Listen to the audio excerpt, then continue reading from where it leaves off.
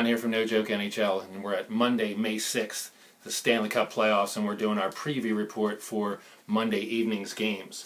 So let's get right to the card. Had the earlier recap video, so there's always insight in there as to how I think things went, where the series are going to go. So definitely some information in there. I'm not your basic ESPN recap, while I certainly don't show highlights or anything. So I pretty much just look into the numbers and what I believe I saw. And so, definitely looked at those, I said, for also information that we may miss on these preview videos. But getting to tonight's games, first game on the card, we have the Boston Bruins resuming their series at the Toronto Maple Leafs. And we have this series tied at 1-1 after the Maple Leafs come back alive in Boston and take Game 2 4-2, and now we're at Game 3, and Boston Bruins on the road going to Toronto as a -130 favorite, come back on the Leafs at +110.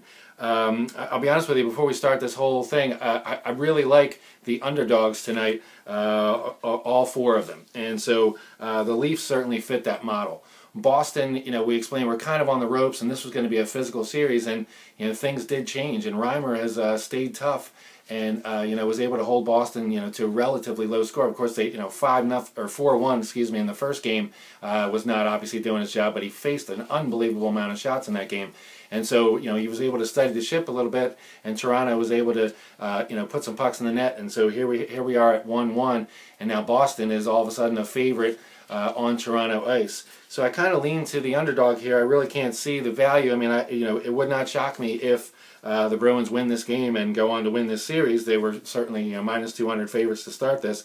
But, like I said, Toronto seems to have found a little bit. And like I said, if they have the confidence and are willing to skate, I mean, James Van Riemsdyk having a great series.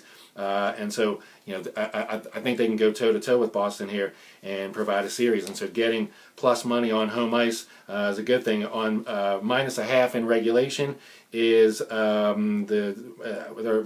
+177. So that's a solid value right there. +110, maybe a little bit short on the money line, but of course, if the game goes to overtime, then you can do that. Or maybe you may want to back up if the game goes to overtime, which is at +290, probably falling during the day. B. Haji, 33, is an expert at doing that, and he tweeted that out earlier, and he was able to get over 3-1, which is a really nice price for that proposition. Be careful with that. Sometimes you can take too low, and like I said, +285 is probably the bottom for me anyway to take that wager. Moving on to New York City, we have the Washington Capitals resuming their series at the New York Rangers. Of course, the Capitals up 2-0 after a 1-0 power play goal and a defeat down in D.C. in Game 2. And without Henrik Lundqvist, this Ranger team certainly would be way up against it, a lot worse than what they are right now. A couple bounces here and there. Rick Nash could have ended that game in Game 2, and we'd be tied here at 1-1 or even 2-0 for the Rangers if like I said, they didn't get the 2 quick goals in Game 1. But nonetheless, here we are, 2-0, and I'll be honest with you, I really have to like the Capitals here. I would not be stunned if I wake up tomorrow and have watched a game where it went triple overtime and Lundqvist is able to win this 2-1 or 1-0, flip the script on there. I would be shocked, however, if it was a Rangers victory like 5-2 or 6-3, something like that. Not only because of the high amount of goals, but I just don't see the Rangers dominating this Capitals team or Braden Holtby the way that this Capitals team show that they'd be able to. I mean, they have way more scoring chances going on here, and like I said, without the stellar goaltending of Lundqvist, and like I said, he comes with the package, and that's why you have him. But I look for the Capitals to keep the pressure on here, and honestly, I think it's all the pressure is sitting on the Rangers tonight, kind of like it was in the Wild. Of course, nobody expected the Wild to do anything yesterday, but these Rangers, like I said, you're coming back in front of the home crowd, and you certainly are going to come with your A effort, and I guess that's why the money is coming in on them. But nothing that I've seen so far tells me that this Ranger team is able to, like I said, beat this Capital team 5-1. However, I could see the Capitals, covering a puck line cover and maybe doing this. They're at a juicy +350. I certainly like that more than I do the Rangers at +215 on the -1.5. Although, this could be a very low-scoring series, but you have to think that the tea kettle effect going on for the Capitals, like I said, they've been getting a tremendous amount of chances, both teams for that matter. So I can't see this as just going all unders here. I mean, they're bound to have a fluky game where either some power play things go in, or all these posts that people are hitting suddenly become goals. So I wouldn't necessarily ride the under. It's under 5 minus 125, under 4.5 plus 145. I've already told you about that, or whatever. So like I said, the value at this point tends to be on the over 5.5 at almost 2-1 plus 190. I'm not saying that it's going to be an over game, but like I said, that's where the value is as the books shift and make you pay a premium for for the common knowledge that this is a likely under game. Moving on to the third game, Anaheim Ducks at the Detroit Red Wings. And the Detroit Red Wings, again, a minus 130 favorite on home ice, plus 110 on the Ducks. And, people have been talking about the Red Wings performing on home ice, but it certainly didn't do home ice work no magic the other night when they, Jimmy Howard gives up 3 goals in the third period to let the Ducks run all over them 4-0. The Ducks are probably just a better team here. Like I said, this Detroit team, missing some key players. They were missing some key players last year as well in the playoffs when they were eliminated in the first round against Nashville. And this team is, like I said, if you're playing them, you're kind of playing their history and something like that. Like I said, if you're looking at what's going on the ice, you have to see that the Ducks are the speedier team, the faster team. Hiller may be the tougher goaltender, able to stand more pressure.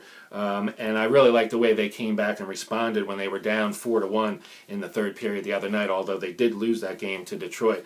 But I just don't see the Red Wings being able to mount much. And again, this is a game where if Detroit comes out of here with a win in overtime or 3-2, something like that, that would be something. But I definitely don't see them throttling the Ducks in any way.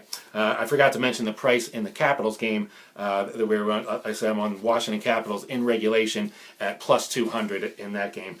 The Anaheim Ducks in this game in regulation is plus 178. So basically the shortest price we've had is plus 177 in the Toronto series for these home, or not necessarily home dogs, but basically the underdogs tonight.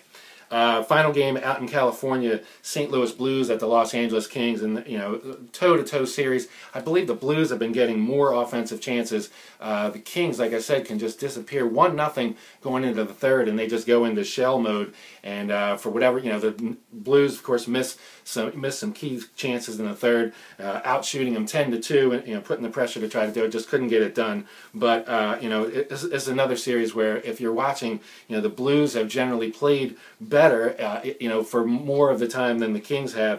And the Kings have just been relying on their stellar defense and Jonathan Quick. And why wouldn't you? Because that's what got you the Stanley Cup last year. Although I believe last year's team did have a little more offensive firepower than we're seeing out of this squad here, and that's why I'm going to go with the Blues at a very generous in regulation -1/2 at plus 200 as well. So those are the 4 plays I'm on. Like I said, the underdog Toronto plus 177 in regulation. I'm on the Capitals at plus 200 in regulation, Anaheim at plus 178 in regulation, and the Blues at plus 200.